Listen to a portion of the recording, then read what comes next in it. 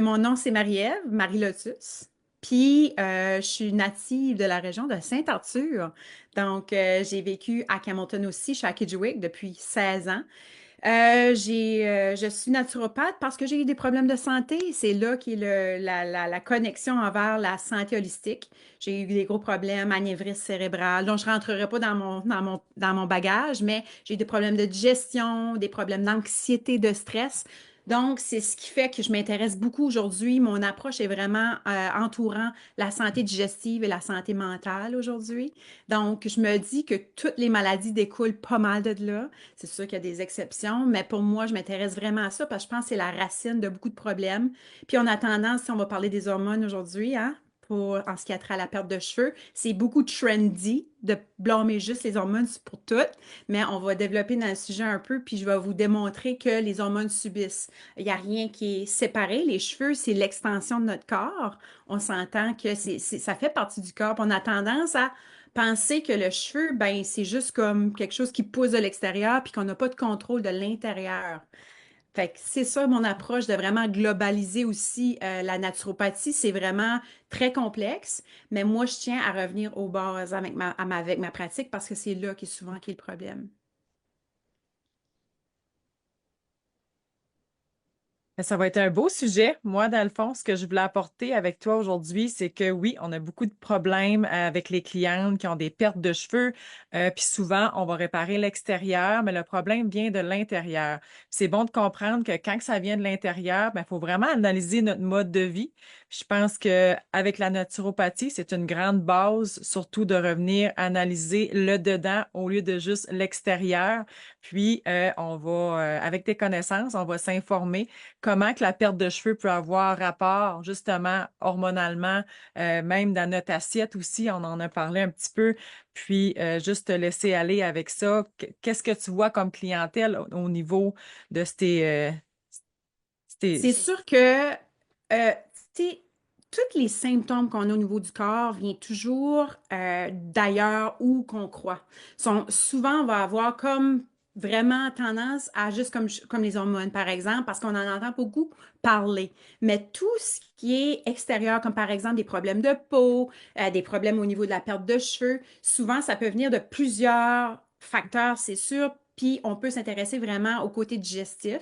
On va commencer par ça parce que c'est vraiment, comme je disais à Stéphanie, je pourrais parler longtemps là, parce qu'il y a plusieurs causes à la perte de cheveux. Tu sais, ça peut être le stress, ça peut être les hormones, ça peut être des carences vitaminiques, minérales, ça peut vraiment aller, on parle de leaky gut en naturopathie aussi, donc on peut rentrer dans des termes, là, la dysbiose intestinale. Bien, ça, c'est tous des sujets qui me prendraient probablement 1 heure chaque. Mais vraiment, en gros, moi, je pense que je voudrais m'attarder à la digestion.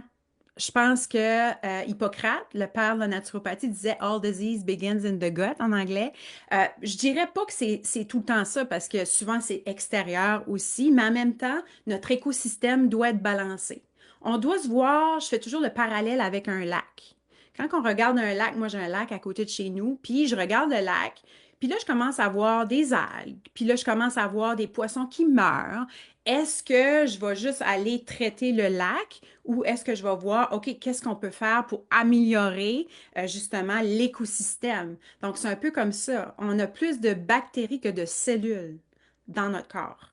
Fait que ces bactéries-là, ils vont interagir, ils vont avoir différentes fonctions, puis ça peut même affecter notre mental. Donc, on parle de flore intestinale, beaucoup aujourd'hui, microbiome, microbiote. Donc, l'ensemble de nos bactéries vont influencer notre santé digestive, notre santé immunitaire. Donc, on dit que l'immunité vient du gut. Quand je dis gut, c'est l'intestin. On a tendance à dire gut. Donc, gut and mind, qui est beaucoup mon approche. J'en parle parce que je viens juste de faire une courte là-dessus.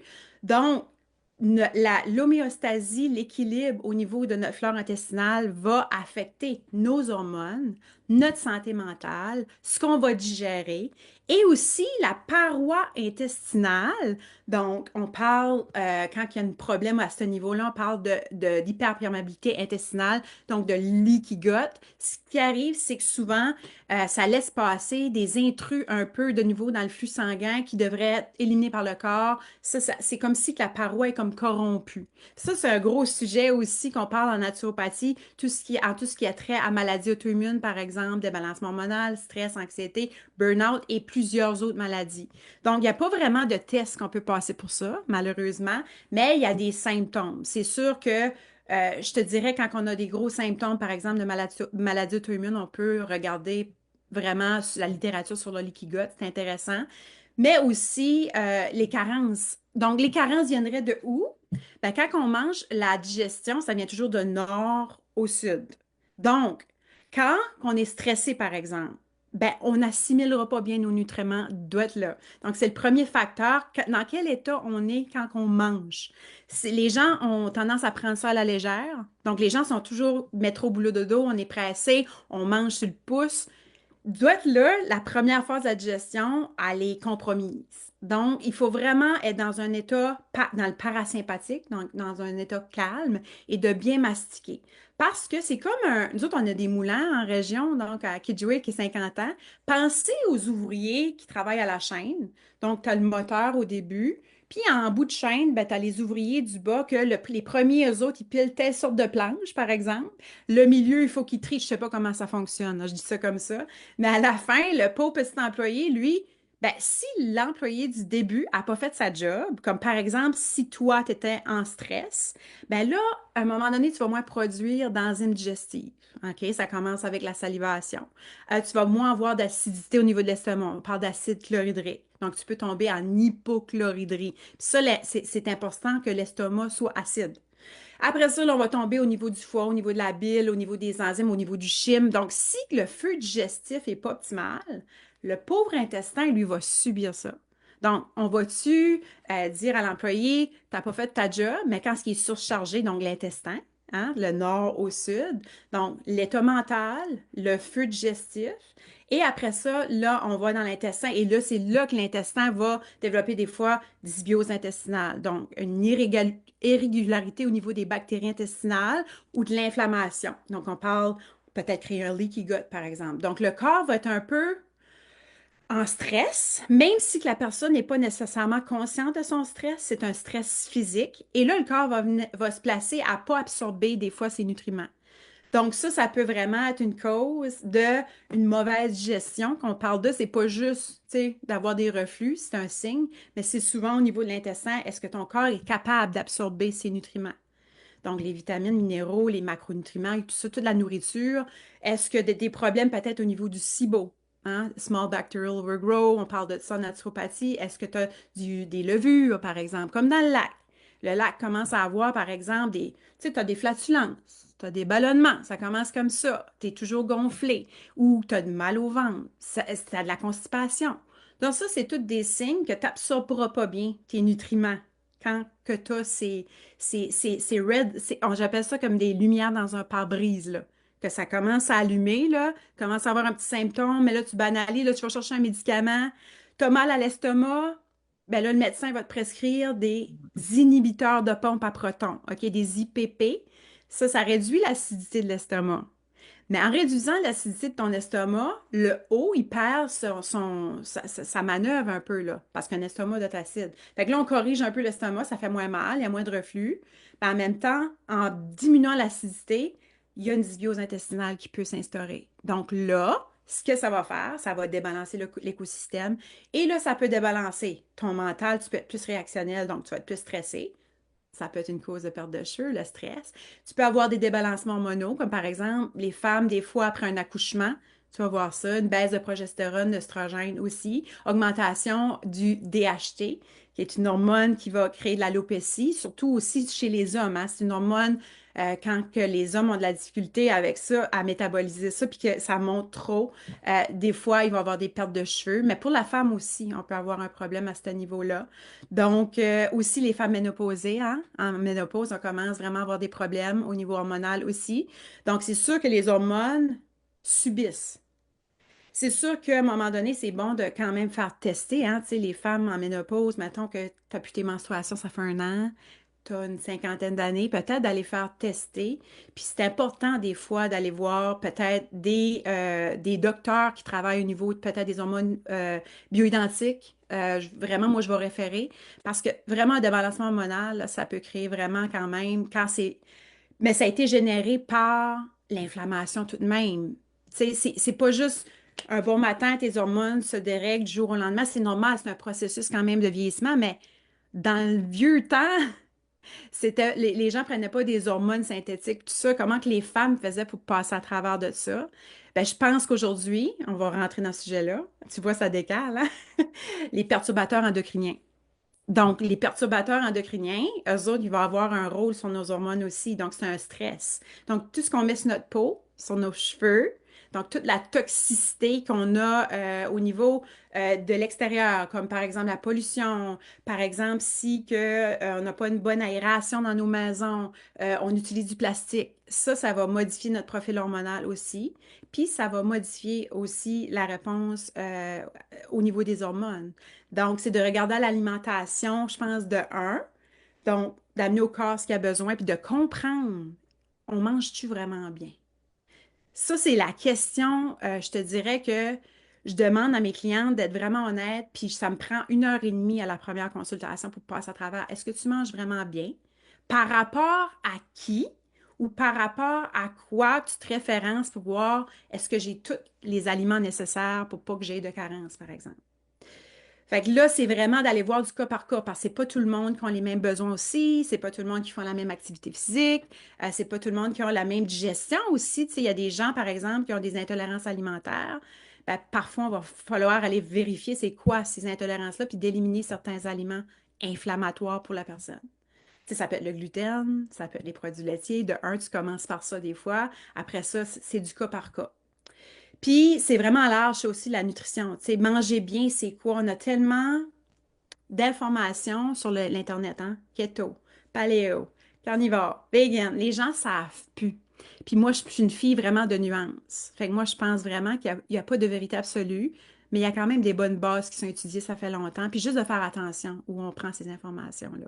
Fait que j'ai été pas mal, tu sais, là, j'ai pas rentré dans les suppléments. Fait que je vais te laisser poser des questions si jamais que t'en as, s'il y a des gens qui ont des questions aussi. Je m'arrête là, parce que je pourrais continuer. Oui, ben moi, ce que j'apprends, que je trouve vraiment, vraiment intéressant, c'est que oui, la perte de cheveux, c'est principalement un des premiers effets secondaires. On sait que ça peut être lié au stress, aux hormones, aux médicaments, à l'alimentation. Mais ce qu'on apprend aussi avec toi, je pense que c'est tout ça est relié ensemble. Tout ça est relié ensemble, puis ça vient vraiment d'un petit peu plus loin puis je pense que la manière que tu expliquais, c'est vraiment tout relié à la digestion, le problème numéro un, comment notre corps va l'absorber, puis comment le corps va se défendre à travers de tout ça. Fait que c'est dur à diagnostiquer, rendu là, de qui fait quoi ou Ben, c'est pour qu'est-ce ça qui que arrive, tu là. veux un diagnostic, il faut que tu t'en ailles dans le monde médical. Puis là, les diagnostics, des fois, ben, c'est un peu de surface. Donc, ils vont diagnostiquer, par exemple, on n'a pas parlé d'hypothyroïdie aussi, la glande thyroïde aussi, hein. Il y a À cause plusieurs du système sphères. aussi, Là, oui. tu as un symptôme, mais qu'est-ce que tu fais après que tu as ce symptôme-là? Ben, des fois, tu vas prendre des médicaments, tu n'as pas le choix. Ou des fois que tu as le choix de faire des gros changements intenses au niveau de ton hygiène de vie. On n'a pas parlé de sommeil, tu sais. On n'a pas parlé aussi d'activité physique. Tu sais, c'est vraiment d'apporter au corps vraiment à l'humain, là. On est déconnecté, on va plus à l'extérieur. Pourquoi qu'il y a autant de débalancement hormonal? Je pense parce que on est vraiment plus en symbiose avec le rythme biologique, la nature. Donc, quand on va à l'extérieur, la lumière naturelle qui passe à travers nos yeux va dire à notre corps, OK, c'est le jour. OK, c'est le soir. Comme par exemple, si tu prends mes poules, ben, eux autres, là, ils sont coordonnés avec la nature. Ils s'en allent se coucher à la brunante puis il se réveille le matin. Mais ça, notre corps a besoin de sécurité comme ça. Notre corps a besoin d'une constance, a besoin d'une régularité pour se régler au niveau de toutes ces sphères. Donc, il y a besoin comme un petit enfant. Tu sais, un petit enfant, quand ils sont jeunes, ben, tu dis, tu te couches à telle heure, tu te réveilles à telle heure, tu manges à telle heure. C'est ça que le corps a besoin de sécurité. Parce qu'à un moment donné, un stress, ça peut être inconscient. Les stress conscients, c'est les stress, on a de l'anxiété, on a des crises de panique, on a de l'insomnie, ça, on le sait. Mais les stress inconscients sont les pires parce que les gens ne sont pas conscients, donc ils ne sont pas prêts à faire des changements. Donc, moi, ce que je veux, c'est d'amener de la lumière vers un peu comme d'être honnête envers soi-même. Pas juste envers moi. Moi, c'est le cheminement de la personne. Moi, je suis là pour éclairer. Puis la personne qui pèse snooze 5 fois avant de se réveiller le matin, ben, le cortisol, on n'a pas parlé de ça. L'hormone du stress, mais l'hormone du stress, cortisol, c'est at large vulgarisé parce que c'est pas juste ça, ça fonctionne, le cortisol. Elle a des fonctions de vraiment régulariser plein de choses dans le corps bénéfiques. Donc, on a tendance à juste parler du cortisol parce que c'est trendy de parler de cortisol comme parler d'hormones. Mais en même temps, pourquoi que le cortisol est débalancé? Parce qu'un cortisol bas, ça existe aussi, hein? C'est pas juste, oh, il peut avoir une courbe débalancée de cortisol. Le matin, ça doit être élevé un petit peu, pas trop. Puis le soir, ça ralentit. Donc, la mélatonine prend de la partie le soir. Donc, vraiment d'aller regarder ta courbe de cortisol. Est-ce que tu as du stress le matin? Est-ce que tu as une famille puis tu ne manges pas? Pas manger le matin. Pour les personnes, surtout qui ont des problèmes hormonaux, c'est la pire chose. Puis là, c'est la mode des jeûnes intermittents, c'est la mode du jeûne, c'est la mode de keto. Puis on prône vraiment le one size fit all pour tout le monde. Puis moi, je revois des gens qui ont vraiment le système un peu mélangé quand je les remets à déjeuner le matin, haut en protéines, par exemple, un peu moins haut en glucides, d'aller chercher peut-être des petits fruits avec des protéines complètes. Je vois vraiment que l'humeur s'améliore, la santé hormonale s'améliore, la digestion. Fait que de manger le matin peut aider dans des problèmes, dans des conditions de problèmes hormonaux aussi. Donc, tu vois, c'est un peu à l'envers du message qui est populaire dans ce temps-ci, Mhm. mais on en parle de plus en plus, là, que c'est un stress pour surtout la femme aussi, de ne pas manger le matin. Donc, moi, je commence à vraiment instaurer des routines de réveil, des routines de dodo. Fait que la gestion du stress, donc peut-être le pranayama, la respiration consciente, le yoga. Je suis enseignante de yin yoga aussi. Donc, je fais des retraites puis des séances one-on-one aussi. Donc, tu vois, c'est vraiment, puis on peut parler des suppléments. C'est sûr que les suppléments, j'aime pas parler ça d'emblée directement, puis tu vas pas me voir parler de ça souvent sur les réseaux sociaux parce que je me dis, je veux régler la base avant, la fondation.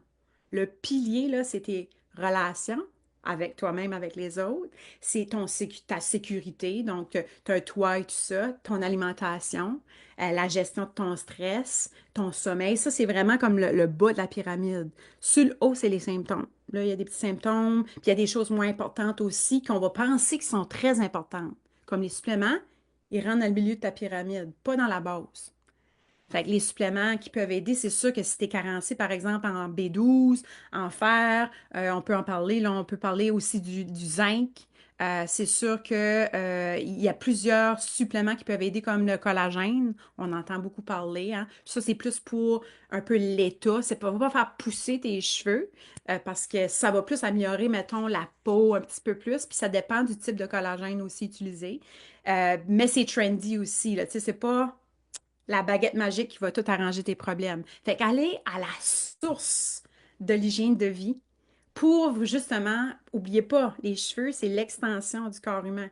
C'est pas séparé de tout notre ensemble. Donc, de traiter le corps dans un tout, puis d'y apporter vraiment de l'écouter, puis d'y enlever ce qu'il n'y a pas besoin. Donc, tout ce qui est toxicité, le parfum qu'on met sur notre peau, peut-être, des choses comme ça, surtout des problèmes hormonaux, des crèmes, de peut-être aller plus vers le naturel le plus possible. Je sais que, écoute, c'est pas une réalité de tout le monde. On met des choses comme j'ai du mascara, puis il n'est pas bio, là, tu sais.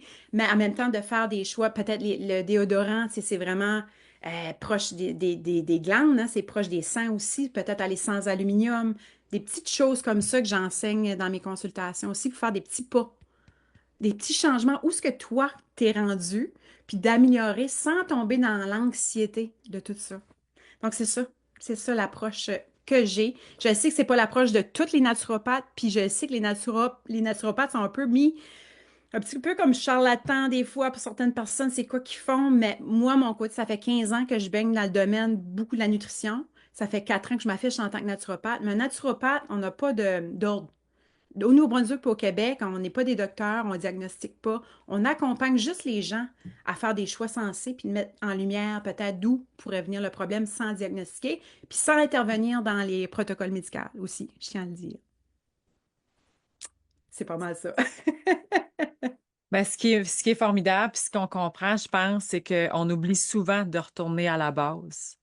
sais, fait que là, ça donne espoir que quelqu'un qui vit des grosses pertes de cheveux, c'est facile blâmer le stress. Mais encore là, c'est donc bien facile de dire à ta cliente, ben arrête d'être stressée, les cheveux vont arrêter de tomber. Tu sais, ça se règle pas comme ça. C'est facile, blâmer les hormones. Bon, ben tu perds tes cheveux parce que tes hormones sont débalancées. On peut dire le pourquoi du pourquoi, mais je pense que si on peut faire réaliser aux clientes qui vivent ce problème-là aujourd'hui de des fois que tu dis, ben, je peux pas contrôler mon stress, je peux pas contrôler mes hormones, je peux pas contrôler, j'essaie de manger bien, je perds mes cheveux pareil, mais tu nous fais juste comprendre de, tu sais, de revenir à la base, juste regarder, puis tu sais, s'il y en a qui veulent, vous pouvez, je vais vous mettre les liens aussi pour prendre une consultation avec Marie-Ève un petit peu plus poussée. C'est qu'on comprend que la solution est peut-être très, très, très facile de revenir aux sources, puis juste d'analyser ce qu'on consomme, comment on le consomme, comment on le digère, est-ce que notre système répond bien à ça, avant d'essayer d'aller patcher avec d'autres pilules, d'autres médicaments, d'autres plasters, d'autres mille et une affaires miracles. Je pense que ce qu'on comprend, c'est que si on ne règle pas la base, qui peut être facilement réglable en ayant juste un bon mode de vie qui, d'après moi, réglera pas juste la perte de cheveux non plus, là. Exact. Tu sais, c'est facile de diagnostiquer, dire tu perds tes cheveux à cause de ça, ça, ça. Mais après ça, parfois, les clientes sont prises de panique pour dire, hey, comment je fais pour gérer ça? Tu sais, puis ils ont peur de s'embarquer à gérer ça parce qu'ils pensent que ça va être trop, trop gros, trop d'investissement ou trop de médicamentation ou trop de changements dans leur vie. Mais ça peut être juste à revenir aux sources puis de surveiller Oui, nos puis d'avoir journées, des bons comment on les guides pour nous passe. enligner aussi. Tu sais, comme les gens vont sauter sur la biotine, hein. Le biotine, on entend parler ça. C'est pour la perte de cheveux, on l'entend souvent, mais en même temps, puis le complexe B avec ça. Mais en même temps, avant de sauter là-dessus, peut-être que c'est même pas ça le problème, tu sais. Puis de juste aller vers des gens que vous avez confiance, que justement, faites attention tout ce qui est drastique. Tout ce qui est, tu sais, moi j'essaie de rester dans le juste milieu un peu, puis euh, je suis beaucoup dans l'analyse de ce qui se passe, puis je regarde vraiment les gens qui ont trop, qui n'ont pas une bonne hygiène de vie, mais ils se lancent, par exemple, dans le carnivore. Drastique de même, tu sais. T'es pas obligé de te faire passer comme ça, là, pour avoir une bonne santé, tu sais. C'est juste de revenir vers le bon sens, puis de se dire, je me compare à qui, quelle connaissance que j'ai pour dire que je mange bien et tout. C'est-tu parce que je regarde ces boîtes, ça dit, ben, c'est bon en fibres, c'est bon en oméga, puis que c'est bon en sucre. Bon en sucre ne veut pas dire que c'est santé. Sans gluten ne veut pas dire que c'est santé. Keto ne veut pas dire que c'est santé. C'est la qualité de tes aliments. Est-ce que je mange près de la terre? Est-ce que je mange balancé? Est-ce que je mange assez de calories? Ça, je ne l'ai pas dit. Un déficit calorique, c'est un stress sur le corps. Par exemple, si tu serais supposé, puis là, on n'a pas une calculatrice dans le corps, on s'entend, mais mettons que quelqu'un est supposé de manger 1500 calories pour son métabolisme basal parce que c'est une personne, elle s'entraîne pas, mais elle a ce poids-là, puis qu'elle mange pas ça. Elle mange 1000 calories par jour parce qu'elle fait des jeûnes intermittents, parce qu'elle n'a pas le temps de manger, puis elle se dit, bon, ben, j'ai pris du poids, puis là, ben, je vais manger moins, tu sais, le pattern de ça. Puis là, ça s'aperçoit qu'elle engraisse pareil. Ben, le corps, lui, il se protège. Le corps va se protéger différemment. Il va débalancer des choses dans ton corps. Il va peut-être même commencer à prendre du gras quand la fin de semaine, tu vas binger. Tu sais, tu as mangé peut-être 1000 calories à tous les jours, puis là, la fin de semaine, tu vas manger peut-être 3000 calories, puis là, tu vas te dire, ben comment ça, je mange presque pas, je perds pas de poids, je suis fatiguée, j'ai des boutons, je suis débalancée, je perds mes cheveux. Mais c'est là, c'est peut-être que tu manges pas assez de calories, pas des calories vides. Tu sais, c'est pas juste calories in, calories out, là, on rentre pas là-dedans parce que tu peux manger une barre de chocolat puis fitter ça dans tes macros, là, mais c'est juste d'aller chercher des bons nutriments, assez manger et tout, puis je vois tellement de femmes, je le dis, là, les gens, les femmes ne mangent pas assez aujourd'hui. Pas assez de protéines. Je vois ça beaucoup. Puis les cheveux, hein, les protéines. Donc, pas assez de protéines, c'est comme la viande. Puis là, je sais qu'il y en a peut-être qui sont véganes. Mais moi, je suis pas végane. Donc, tout ce qui est bone broth, ça peut aider aussi. La viande, le poisson, tu sais, toutes ces choses-là. Je trouve que les femmes, des fois, ont tendance à manger comme vraiment pas beaucoup, là. Fait que des fois, quand j'augmente la nourriture, ben mon Dieu, c'est incroyable le changement. Juste dans 2 semaines, des fois, les gens se sentent mieux. Les femmes surtout. Les hommes, on dirait que les autres, c'est un peu moins, mais les femmes mangent pas assez. C'est ça le problème que je vois. Puis là, ça peut créer des carences. Tu sais, comme on parle des bypass que les gens aujourd'hui, tu en avais parlé, je pense, dans ton dernier live, ben, tu peux juste manger 600 calories par jour. Ben, tu n'auras pas assez de nutriments probablement dans ton système. C'est dangereux. À part si la personne se supplémenterait peut-être, elle pourrait s'en sortir. Mais souvent, tu vas voir des gens avoir des problèmes de santé. Et j'en ai vu beaucoup. Mais tu sais, c'est ça. Fait que les solutions, des fois, peut-être qu'ils pensent qu'ils n'ont pas le choix. Je ne veux pas juger ça. C'est comme l'Ozempic qui est populaire aussi dans ce temps-ci, hein. Mais en même temps, c'est que c'est une dette. Puis une dette, ben, c'est soit peut-être que tu vas vivre toute ta vie avec tes dettes, tu n'auras pas de problème, mais c'est une dette pareille sur le corps. Fait que c'est juste de prendre en considération qu'il n'y a pas de quick fix. Puis ça, c'est ma quote, ce que je dis souvent. Vous allez le voir sur mes publications. There is no quick fix. Pas avec moi, en tout cas. Donc voilà mon approche, puis voilà j'ai fait un PDF aussi avec tout ce que j'ai parlé un petit peu plus aujourd'hui. Donc si jamais vous le voulez, soit de me contacter ou je ne sais pas si toi tu veux leur donner aussi. Fait que je te le transmettrai si jamais. Vous pouvez m'envoyer des questions. Messenger, Marie Lotus sur Instagram, sur Facebook, puis www.marielotus.com pour prendre un rendez-vous gratuit, un appel découverte gratuit que j'offre aussi, que si jamais vous voulez juste voir si que je peux répondre à vos besoins. Super, puis je vais tout remettre les liens aussi là, dans le haut, mais qu'on on ferme le Zoom. Puis ben, c'était vraiment intéressant. Un gros, gros merci, Marie-Ève, de ton temps, de nous avoir éduqués comme ça. Je pense qu'on va avoir répondu à beaucoup, beaucoup, beaucoup de questions. Dans le fond, les cheveux, je pense que c'est la partie du corps qu'on le voit le plus rapidement, les répercussions quand que ça va pas bien. C'est moi, en tant que professionnelle capillaire, puis surtout depuis que les 2 dernières années, je me spécialise à fond dans la perte de cheveux. Fait que j'étudie beaucoup, beaucoup la trichologie. Puis c'est vraiment, puis ils disent, un cheveu peut avoir jusqu'à 7 à 10 ans d'histoire. Hein. Ça s'efface pas comme ça du jour au lendemain. Puis on voit vraiment, à cette heure que je le connais, je peux vraiment voir à vue d'œil, en touchant un cheveu à ma cliente, s'il y a un manque de vitamines quelconque. Là, j'en suis presque convaincue de là pouvoir aller diagnostiquer puis de savoir qu'on a des ressources autres que les médicaments aussi. Des fois, on Oui. veut pas tout le temps se tourner vers ça.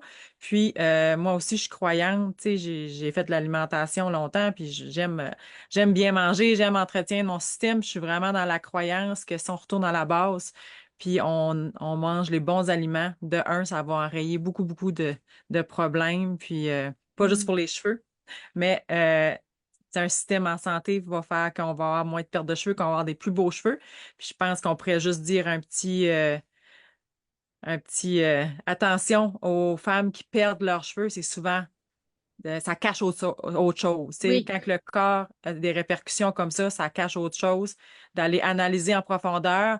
Puis ce qui est le fun, c'est qu'avec toi, je pense on peut le faire en douceur, puis d'une façon qu'on sait qu'on va juste faire du bien à notre corps sans se tourner vers des choses drastiques ou des médicaments ou quoi que ce soit qu'on n'aurait peut-être pas nécessairement besoin en premier cas. exactement. Puis les services sont couverts par les assurances aussi, je tiens à le dire. C'est un Bon, boss. c'est magnifique. Merci à toi, Stéphanie, puis je te félicite pour ton entreprise, puis c'est un beau groupe quand même, puis merci à tout le monde d'avoir été là aujourd'hui. Bon, ben, gros merci. Bye Merci. bye. Bye bye.